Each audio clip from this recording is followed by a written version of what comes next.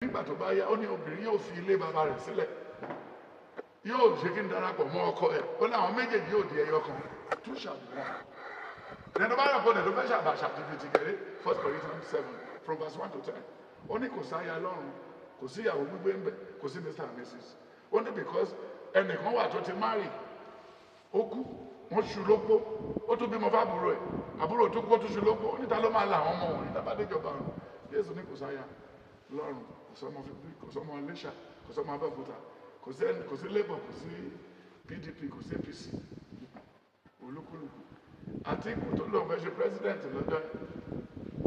kò káàkiri gbogbo 36 states ó ti ṣubú nínú pálọ̀ ẹ̀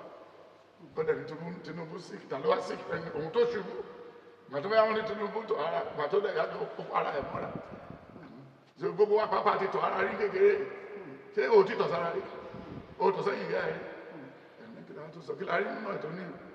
ẹnìkan jẹ̀ ń gbé sí pé bàtí journalist ń bẹ́ látòrí orí pílà tó ń bọ́ sínú ọkàn kí la fẹ́ ṣe ń gbé ẹ̀dìbẹ́ tó bá ní megabyte ló máa wò dákẹ́ kó fi gbogbo ẹlẹ́. sá lánàá ni olóyè Olúṣẹ́gun Ọbásanjọ́ ló jáde ló sọ̀rọ̀ nípa ìbò tẹ́yìn náà tẹ́ torí pé fẹ́ ṣe civic right ẹ̀wá láti àmẹ́kẹ̀kẹ̀ wá dì olóyè sọ náà ni pé eléyìí tó ń lọ yìí tó bá kú lè kọ́kọ́ káńsù ẹ̀ gẹ́gẹ́ bí ilẹ̀ stakeholder tó sà kí lè rí sí ọ̀rọ̀ tó bá sọ yìí lórí nǹkan àbò tó ń ṣe lọ́wọ́. ẹ sà ṣé ẹ mọ̀ pé poverty ò sí ìwà èèyàn ló máa ń kọ̀ sí poverty ṣé nígbà tó Ọbásanjọ́ tí Buhari dórí oyè yìí ni wọ́n ṣe mọ̀ pé lára àwọn staff Ọbásanjọ́ federal government money ló fi sanwó wọn níbi tó yà pàdé lẹ́yìn nígbà tó wọn àtàwọn Murtala tó wọn àtàwọn Ọbásanjọ́ torí yẹn ọmọ Anambra ní Ìgbò ni ìyá rẹ̀ bàbá rẹ̀ ìyá ẹ̀ bàbá ẹ̀ ní Ìgbò ọlọ́pàá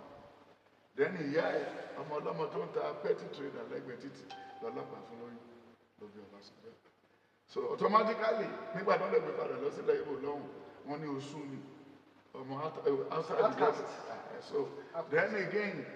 ta lẹ̀gbọ́n Ọbásanjọ́ tó kọ́ mú lára ẹ̀ then báwo lèèyàn ṣe máa ní nǹkan tàbùtàbù tó yẹn taxpayers money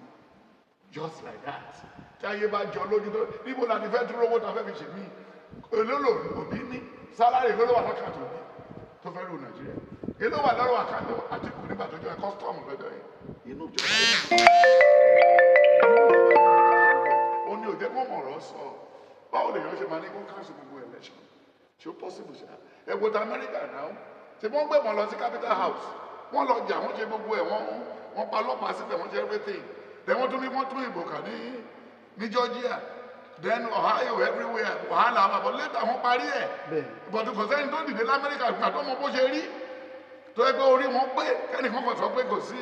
fagilé kíni táìmù June 12 lọ́wọ́lọ́wọ́ táìmù wọ̀nyẹn ní táìmù sọ ní gbèsè ní Nàìjíríà àgùdọ̀ dánwò wọ́n máa kà á ó dẹ̀ máa announce result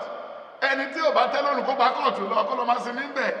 kó tó ra pé wọ́tà mẹ́ta mẹ́rin kó tó tájọ mẹ́tì tó wọ 2028 àgbà verdict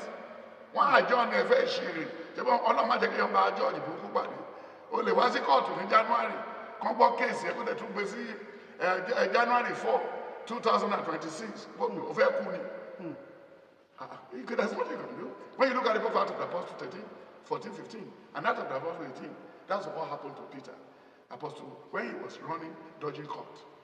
Ìyẹn ni adájọ́ yẹn ti sọ fún ní dájú pé ṣé o fẹ́ convert mi sí iṣẹ́ Ọlọ́run. So gbogbo wọn yẹn ọ̀rọ̀ àlùfànṣà. Wọ́n ti ń dá lóhùn. Ẹ̀yin mọ ọ̀rọ̀ yà ọ̀rọ̀ játijàti. Àwọn kan tẹ̀lé bí àtúntò bí àbínú kú pé kò fẹ́ràn Tinubu. Irọ́ ṣe bó lóun ti kúrò politics tẹ́lẹ̀ tó lóun ti ya káàdì kí ló tún wá bọ̀ ṣe méyàn ní Gowon ó ní ojúmọ̀lẹ́ òkú òlọ́tí ẹ̀ ní